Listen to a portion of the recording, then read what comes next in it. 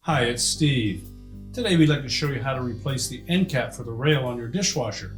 It's a really easy repair. Let me show you how we do it. Now, to replace the end cap or rack stop, we're going to open up the dishwasher. If the old cap is still in place, you'll need to remove it. So just pull the rail far enough forward. If it is clipped in place, you'll need to unlatch the bottom by pulling down and forward. Then lift the old one out through and discard it.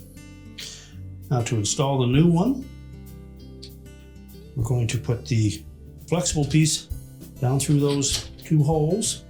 Make sure it's flush on the top. And then we'll hold that flexible piece with your finger in between the top and bottom of that rail. Keep it from flexing, and then simply snap the bottom until it latches. Make sure it's in place. You can close the dishwasher up, and your repair is complete.